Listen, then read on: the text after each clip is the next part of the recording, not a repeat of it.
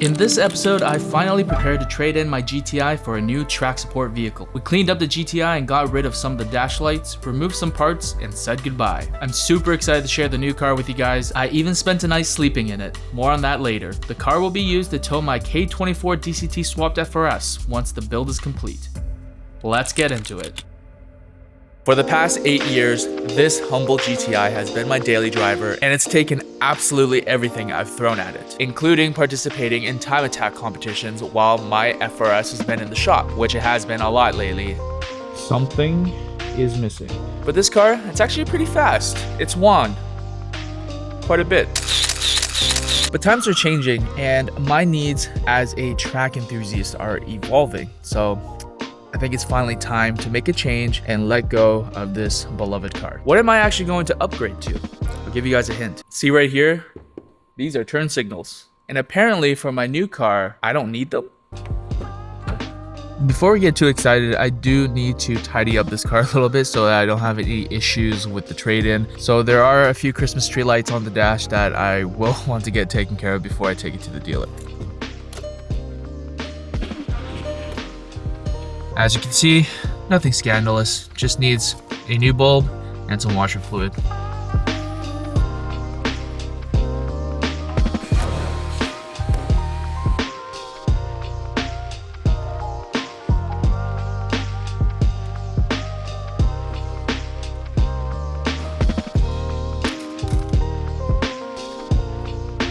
Enjoy.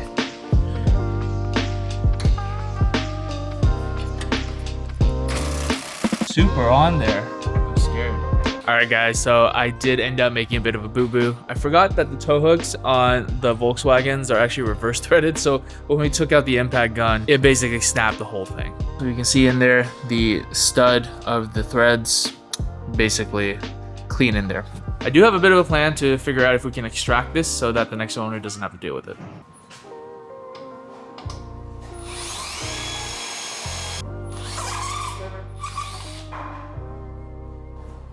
Would you look at that? Pretty nice. I didn't even have to take off the bumper. I was looking at the bolts for the bumper. I'm like, let me just give this a shot first. So, yep, there we go. Came right out. Threads are still super clean. Dude, I got lucky, man. A couple more things that we want to square up with the car going up on the lift. The front sway bar bushing's a little bit squeaky.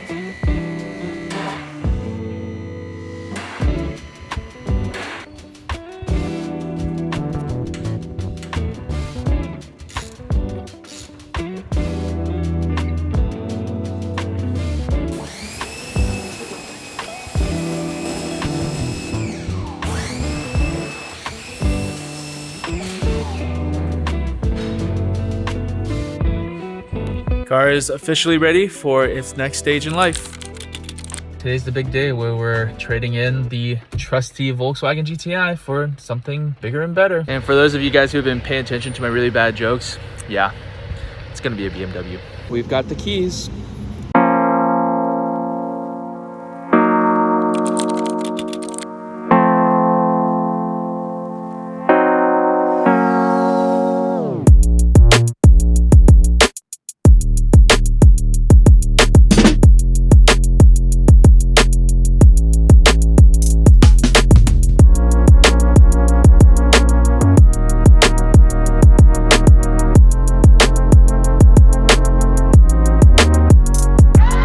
That's right, I got myself a 2021 BMW X5. And it's not just any X5, this is the 45e plug-in hybrid. Okay, so this is your opportunity right now. Go into the comments, be a troll, and tell me why I made the worst decision ever in picking up this car. The G05 X5 has depreciated quite nicely, and really good examples can be found certified pre-owned now for mid 50,000 Canadian. Just 4 years ago, this specced out car here was well over 100,000 Canadian. And it has features that's comparable to any luxury vehicle that's rolling off the factory floor in 2025. For the rest of the video, I'm actually gonna go over a few reasons why I think this is the best tow vehicle in its class right now, especially for how much you can pick it up in the used or certified pre-owned market. Now, the first reason has 6 letters, and if you're a BMW fan, you know them pretty well. It's B58 8 HP. The B58 is an inline 6-cylinder turbo, so potent and so prolific that BMW has put it in the 2 Series, the 3 Series, the 4 Series, the 5 Series,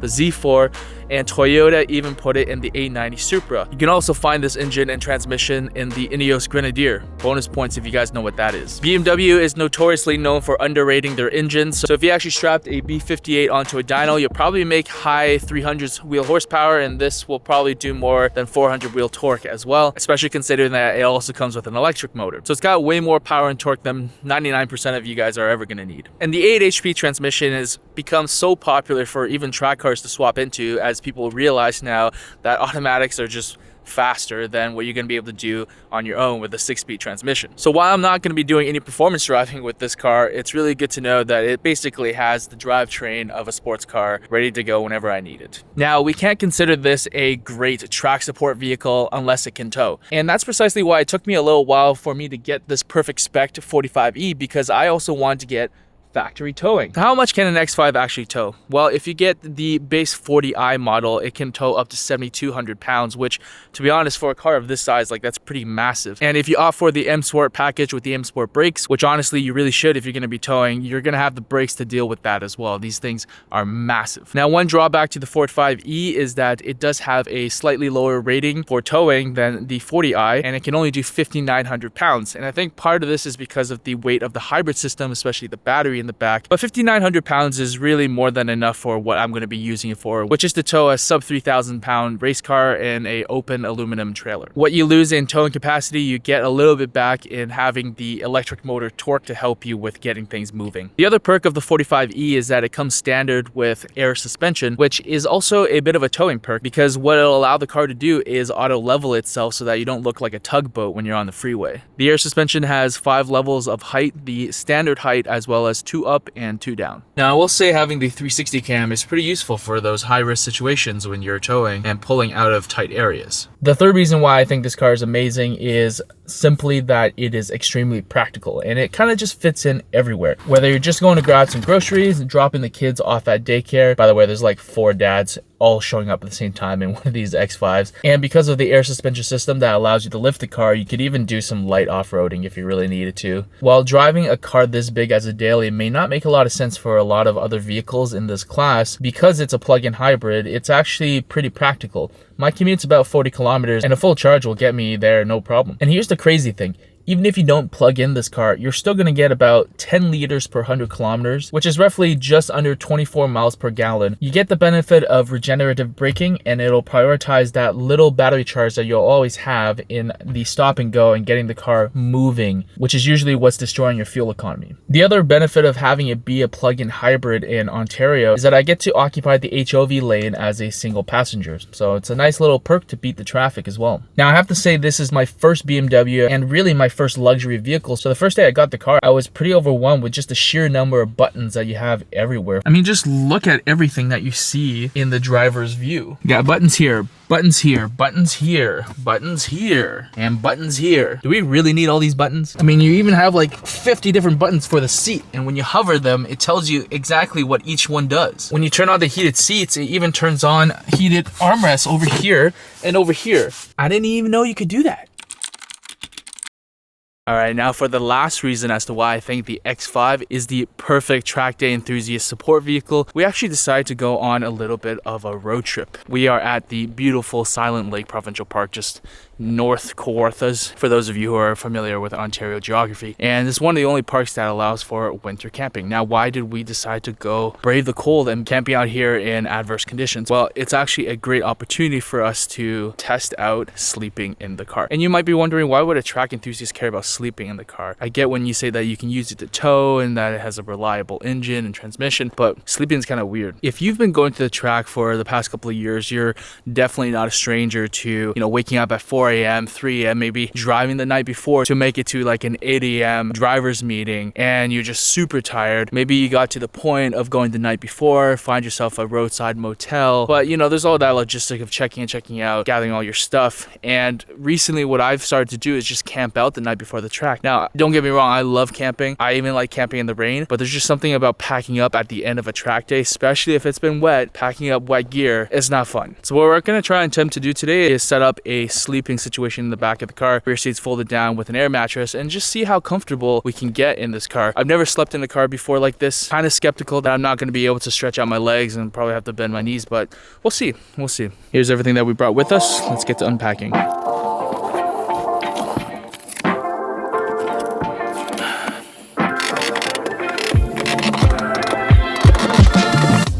It's like strongman competition.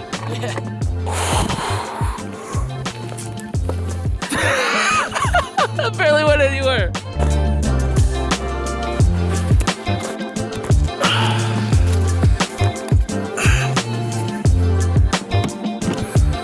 I know some of you guys are gonna probably try and flame me for the extension cord that we're basically running through here. It is basically glamping, right? So here's the thing. The 45E's OEM charger is rated to 10 amps max. This cable right here is a 12 gauge extension. So it's rated for 15 amp constant. We're totally within spec here. Hopefully not gonna be starting any fires tonight in this public park, except for the one that's going in the fire pit over there.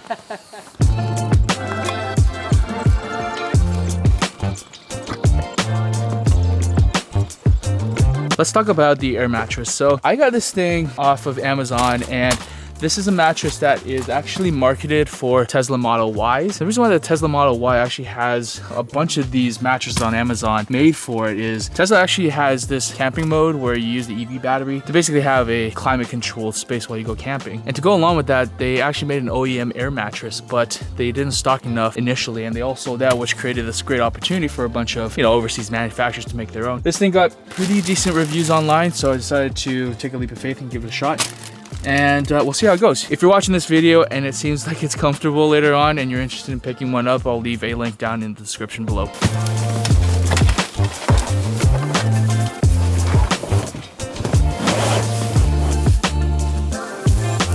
As you can see, it's not like a traditional air mattress because it has these cutouts for a typical SUV shape. Now, even though this is made for the Model Y, I think it's gonna fit just fine. It looks a little small right now because the air just needs to come in and then hopefully take up most of the space, some gaps on the side. And it also does come with this electric pump, so hopefully we can blow this up really fast.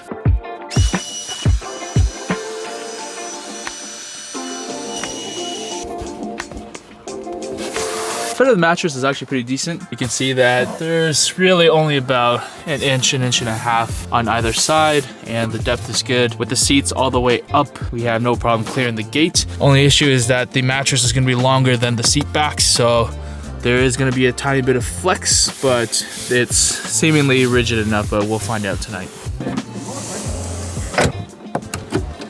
We got Nature's fridge over here. Our drink's nice and cool, and Patrick is going to attempt to light a fire. Time to use some technology on this fire.